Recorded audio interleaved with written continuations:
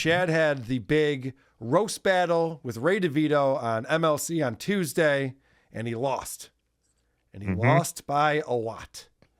But, well, he lost by a lot in the vote percentage. Yes, in the vote percentage. That's what I'm talking about. Okay.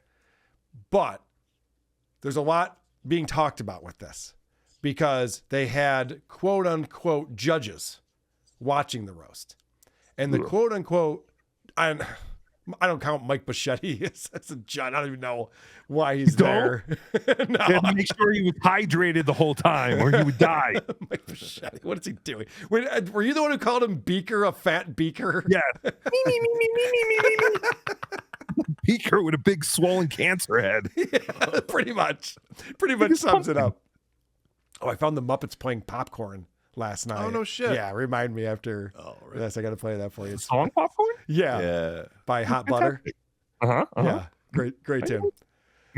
So, where was I? There was this roast battle. Chad lost, but the judges all said it was a tie. Well, for the most part. Now, you have to remember a couple of things here. First of all, Earl, who is one of the judges, does a show with Chad. So there could be some bias there. They do the football show together.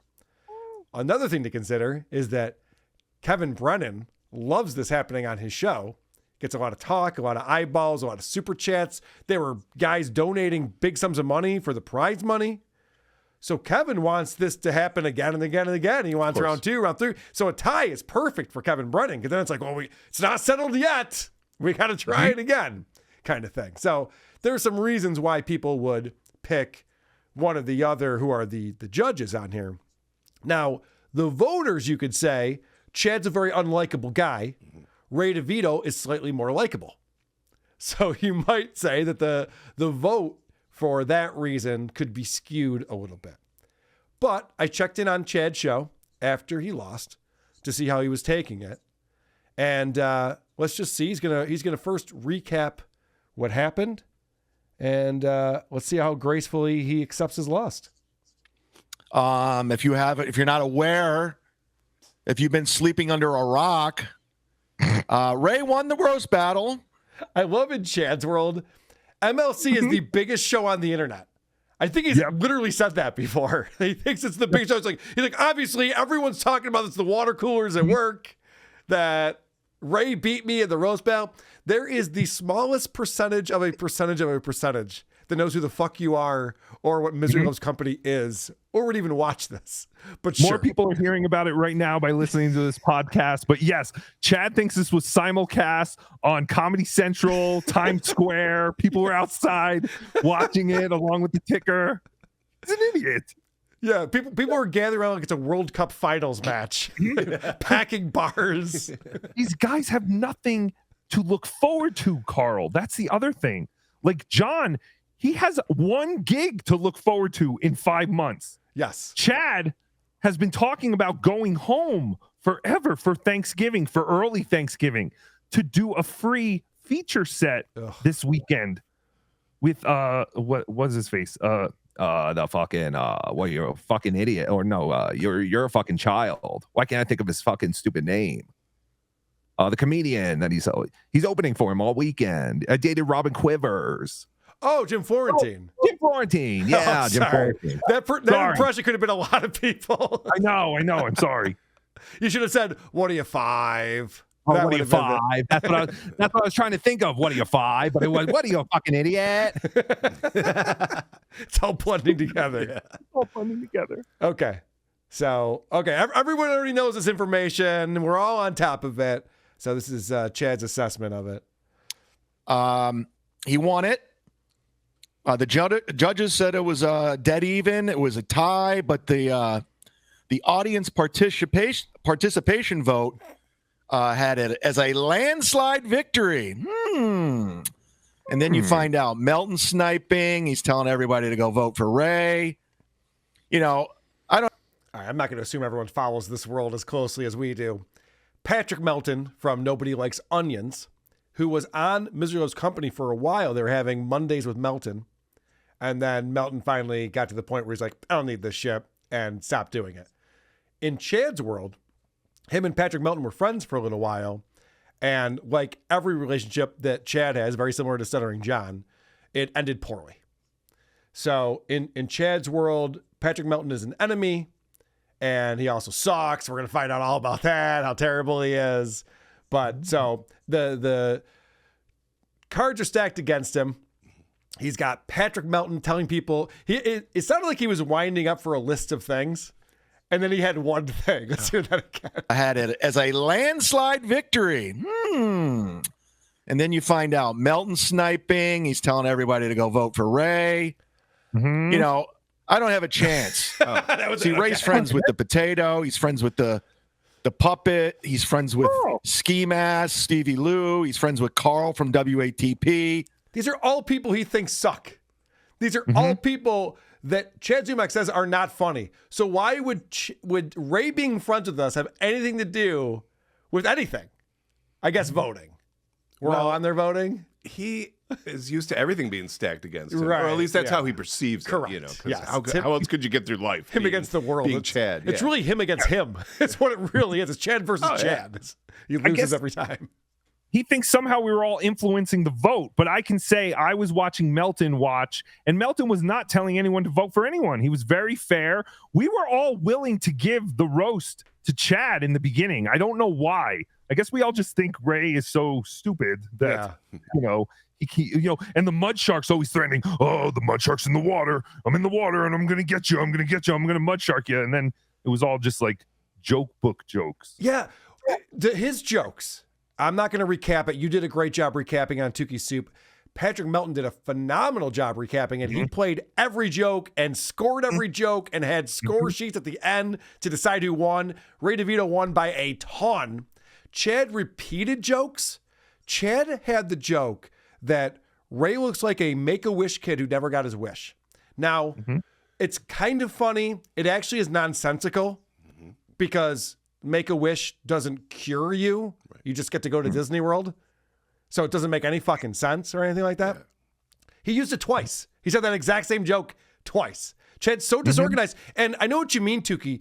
Going into this, you think, well, Chad's the mean guy. He's going to be better at roast jokes. He's going to be better at roasting than Ray DeVito, who's the, fun-loving, likable, goofball guy. I love everybody. I love everyone. Right. I love you all. Yeah, so I understand why you'd think that. But Chad proves time and time again he's terrible at joke writing. He's terrible at roast-style comedy. I thought he'd be good on Who Are These Podcasts. He was terrible. We saw him at the Kevin Brennan roast. We played that. It was a disaster. He can't write this style of joke. And I'll say it, Patrick Michael says this too. It really is the easiest style of joke to come up with, roast jokes. Yeah, you got nothing but time to prepare. Nothing but time to prepare. You got one target. You got Ray DeVito. I'm sure we could all write a few jokes. And almost all of Chad's jokes were about how Ray looks like a big kid. You look like what a 10-year-old thinks adults dress like. You look like a child. You look like a little kid who just got a new ball cap. You look like, he said you look like you robbed a Hot Topic. Yeah, I think it doesn't make any sense. Yeah, it doesn't make any sense. That's where they have pink comforters. He doesn't dress in goth. First off, when you rob a store, you don't wear the that's not what robbing is. Got the price tags on. Yeah, it's like shoplifting would have made more sense. But a lot of his punchlines just attacked other people too. Yes, a lot of his jokes were about E-Rock, Compound Media, Chrissy Mayer, and he was trying to get Kevin to laugh. So he was attacking all the people that Kevin doesn't like to win. And that was the funny thing he said at Kevin Brennan's roast, where he goes up there and he's bombing. He's like, I'm playing to the back of the room. No, comics don't find this funny either, dummy. No one knows what you're talking about. These are not well-crafted jokes in any single way. The other thing that he does, that he was doing at this roast, he thinks that dropping the C-bomb is a punchline. Yeah. And he used that punchline 3 or 4 times. Oh, yeah, your sister. Oh, yeah, Ray, you These are not jokes. Hacka. Good stuff, though. Good try. All right, I'm sorry. I'm never going to get through this. Everybody. So they were pulling for Ray, the underdog. So naturally, I hate all of them. Chrissy Mayer, he's friends with Chrissy Mayer. He's friends with everybody that I'm not friends with. Should try being which is everybody. So I didn't have a chance in hell in winning that audience participation. But everybody that messaged me, comics that watched it, said two things. One, I was consistently more funny than Ray. And two, Ray didn't write all his jokes. Okay. So everyone who messaged him said two things. He was consistently more funny, which seems to be a workaround to you were funnier. Mm-hmm. I mean, Ray had a lot of stinkers. Don't get me wrong. So I guess if we're going at batting average, but even batting average, Chad didn't win. So consistently more funny seems like something a friend would say. No, I thought, consistently your jokes landed a little more. First of all, you consistently filled in the dead air. Yeah. You that minute. You read the words, oftentimes fucked them up and screwed up the punchline and didn't read them correctly, but you read he the wasn't even words. consistent there, so that doesn't how work. many texts flooded into him Well, this is the thing. saying that? This is the thing with Chad is that he builds up this world that he's in. He's constantly talking about the Venmos he's getting. And he's thanking people. I have examples of that coming up. All stuff that no one else can prove. Oh, I got lots of friends. They're all texting me. We're all buddies. It's just not believable. He pushes everyone in his life out of his life very quickly. Just stop talking about the loss. You know what I mean? I know he's got to cover this somehow, but it's like when you get dumped and people are like, oh, you were the better in that relationship. You can do better than her anyway. Who gives a shit? Just don't bring it up. Yeah, just don't bring it up. So this is where Chad starts out by being a gracious loser and then quickly switches that up. If you want to just look at it like Ray won, he won. But Ray, what I do want to ask, and you got the money's yours. Just admit you had a little help, Ray. Comics that I know that watched it said that's not a Ray DeVito joke. Some of them, those dark jokes that were really clever, I don't know, Ray. I've known you for a long time. I know your joke writing. That second half of the second round and third round, there was a lot of wordy jokes. Those are Ray DeVito jokes. I know Ray DeVito jokes. But those mean, dark jokes, the clever... Ray, you're not a mean guy. You're an angry guy, but you're not mean. I know you. So you got some help, and that's fine. That's fine. I didn't do it. Like I said, Ray told me to pick up a pen. I picked up a pen, and I wrote the jokes myself. A lot of people, Salvador M., even Alex Stein sent me jokes, but I used none of them. A lot of people. Like two whole examples. All right. So now this is again Chad versus the world. So Chad is claiming that Ray DeVito got all this help and he could have gotten help. Chad has friends too, but he chose not to because of integrity. He's got integrity. It showed. Zumock, yeah. It showed. We'll get into, you could definitely tell that Chad wrote his jokes. And we'll get into the controversy surrounding all of this because there's a lot of controversy has brewed up since this. So ridiculous. It's so stupid. But this is my favorite part of Chad's. So he's trying to say that he could have gone harder at Ray, but he decided to take it easy on Ray. Because if there's one thing I know about Chad, it's his tender heart. He just doesn't have it in him to be mean to someone the way Ray was mean. Yeah, to when him. he uses the word it's with heart. Listen to this. I didn't use any of the jokes. I wanted to do, these are mine versus Ray. And I got to be honest with you, I was happy with myself. I thought I did well. Got a text from Earl. I got a text from Florentine. They all said I was fine. I was good. Consistently funny. I didn't go for the jugular like Ray did. And a lot of that had to do with the fact that Ray was having these nervous meltdowns, these fucking panic attacks leading up. He tried getting out of this roast 10 times. He had to get talked back into this roast 10 times. He didn't want to do it. What's in it for him? So he's actually braver for having done it, if that is true. Well, that's a good point. But what Chad is trying to say is that he took pity on this poor Ray. He's like, oh my, what am I going to do? Kick a guy while he's down?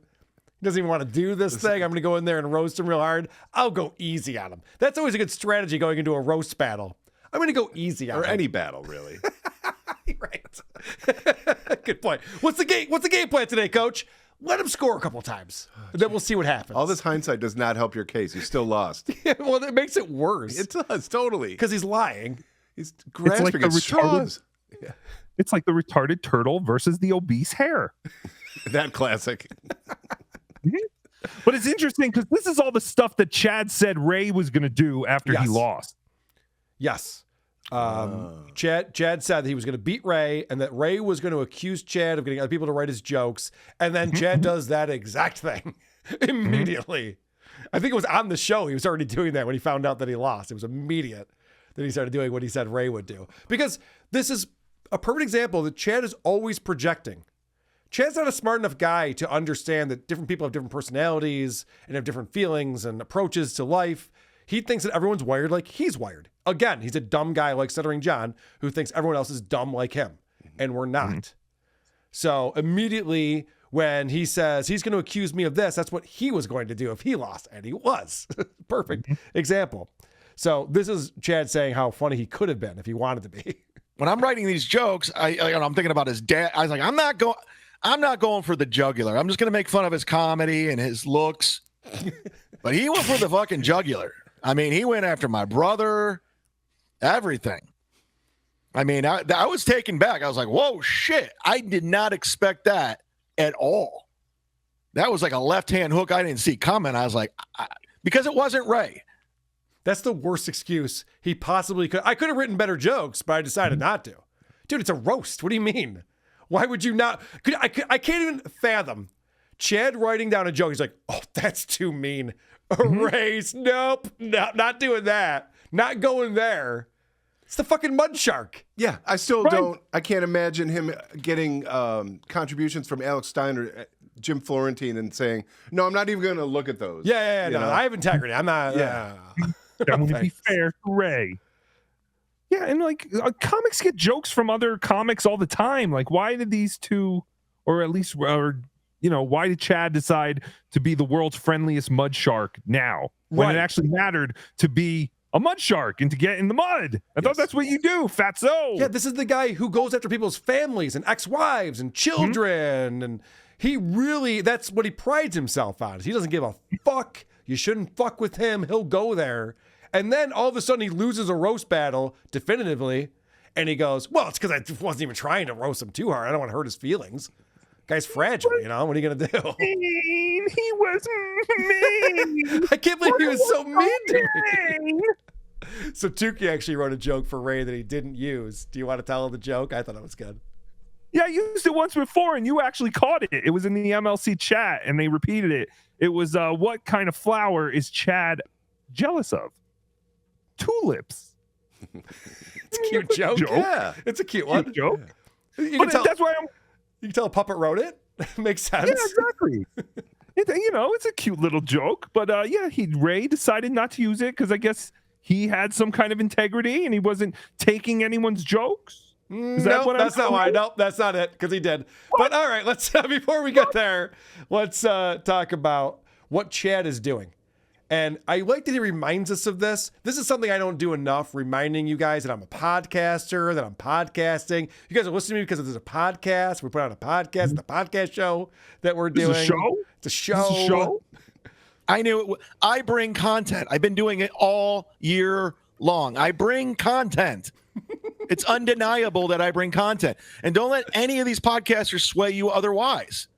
Don't let them detour you from saying anything else. Chad is always lying, even when he's saying just the most ho-hum thing about bringing content. He literally doesn't. He literally watches the people's shows and just goes, that's a lie. That wasn't very funny. He doesn't do anything. Or just laughs maniacally. Yeah, he doesn't do anything. No. And I love imagine being on a show where you have to tell people not to be convinced. There's a lot of people telling you that I'm not bringing good content. They're all liars. Don't listen to them. Could you imagine trying to sway your audience to think that you're not an asshole? Yeah. I know everyone's out there saying I'm an asshole, but I promise you I am not an asshole. Chad and Stutjo have this in common. They think that they can talk their way out of anything. They can manipulate people. And what they don't understand is that actions Yes. speak louder than, and it always is the case. And it goes back to, not to be repetitive, I hate being repetitive, but dumb people fall for this type of thing. And they're dumb people. And I've said this before, salespeople are the easiest to sell to. And it's weird, it's counterintuitive. You would think that they know the game, so they would see through it. But guys like Chad, you can easily manipulate and say, hey, Chad, my show's great. My show's great, Chad. Chad, you're going to love my show. My show's great. That guy's show's pretty great. And so he does the same thing to his audience thinking that's going to work, and it doesn't. Because normal people make up their own mind on things, have their own opinions on things. Yeah, and they're not worried about what other people say. Well, right. Okay. So now we're going to get into Patrick Melton. And he's going to go after, nobody likes onions, Patrick Melton here, who apparently he thinks is the reason why he lost the roast battle, I think. You got fucking fatty Melton butthurt. I mean, talk about man rejection. Holy shit. When he started going off on me, like through text messages, I go, what the fuck is wrong with you? Just having a meltdown? He doesn't. Hold on a second. I have to make a comment here. So Chad's explaining that Patrick Melton is the one that was melting down with all these messages going back and forth. We forget this a little too often on this show and around the Dabbleverse. Chad Zumock emailed a girl all day long telling her to kill herself. There were emails that were hours apart saying, why haven't you killed yourself yet? What are you waiting for? You should kill yourself. You have nothing to live for. You're a loser. Kill yourself. So again, Chad is now putting his own personality into somebody else. Can you believe this asshole having this meltdown and sending me all these messages and freaking out? Like, that's you, Chad. Yeah. He called it man rejection. This is man boy projection. Yeah. I like Chad what you did wasn't there. even good at that. Yeah. Right. She didn't even kill herself. He couldn't even convince her. This is a girl with depression. Yeah, that seemed easy. You suck at everything, Chad. He really does suck at everything. Man rejection. Holy shit. When he started going off on me, like through text messages, I go, what the fuck is wrong with you? Just having a meltdown? He does not know how to play well with others. He just doesn't. So I blocked him, and he's never been able to let go of it. And then he's like, I think I could get Chad back on MLC. Tell Chad to unblock me and call me. And I want it. But man, is he, wow, with me? I think because I saw behind the curtain of Oz, I saw who Melton really is, and he doesn't like it. He's very insecure, very emotional. Doesn't like that I called him out. More projecting. Chad is an emotional girl. He lives his life through emotions. That's all he is emotional. He just reacts. He just reacts. I think you were pointing that out, Tukey, when you were going through the roast jokes. Some of those jokes, he lost the thread on. He forgot to try to be funny, and he's just like yelling at Ray DeVito. He's just an angry guy. He did a ton of times.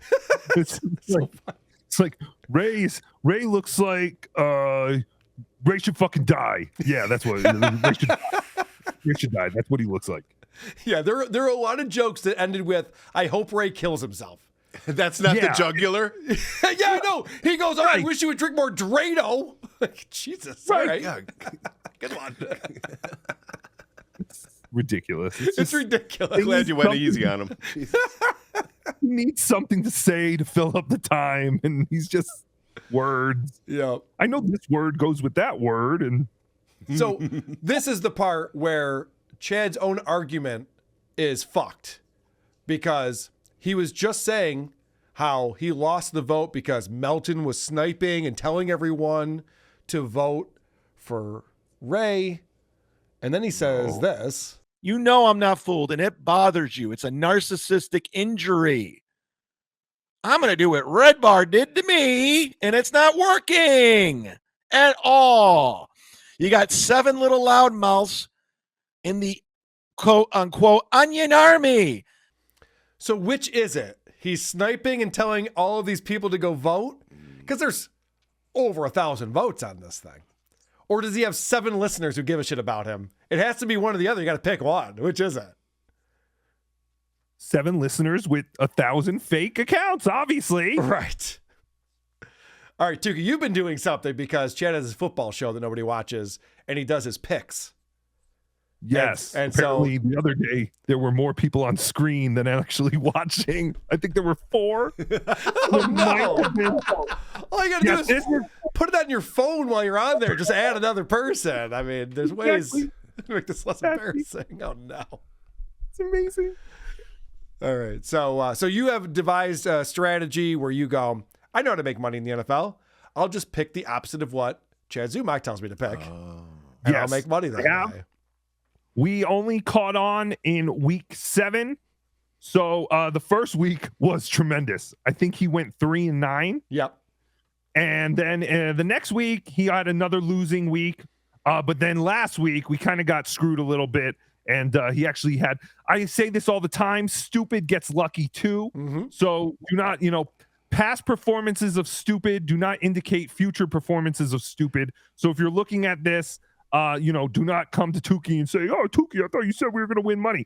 Listen, in the long run, if you bet against the Z-Man, yes, Florida's 19th greatest open micer, you will make money. His overall total right now is 19-24. Like I said, last week he did go 9-5. So he did have a winning week. All right. That's a big week for him. It was good. We can give it to him. But Chad's strategy seems to be to listen to what the other people say and then to make a decision off of that. And then if he doesn't know, then he just always takes the favorite, it seems. Okay. So you have a clip on here. Do you want me to play it? Is there any setup for this? No, this is a song I created to help motivate people if they want to make some extra money. Great. Oh, hello, boys and girls. It is your good pal, Tukey. Are you ready to make some money? Yay!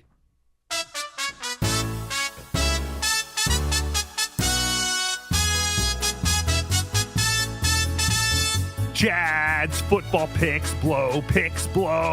Chad's podcast ain't a show. If you want to make money, trust that Tukey knows. Chad's football picks blow. That's fantastic, boys and girls. Let's do that again. Chad's football picks blow. Chad's podcast ain't a show. Trust that Tukey totally knows. Chad's football picks blow. Oh, I forgot the lyrics there a little bit, but that is okay. We're doing it. Yay! Chad's football picks blow. Chad's podcast ain't a show. If you want to make money, trust that Tukey knows. Chad's football picks blow. Oh, it's going faster. Oh, I can't keep up. Chad's podcast ain't a show. If you want to make money, trust that Tukey knows. Chad's football picks blow. Chad's football picks blow.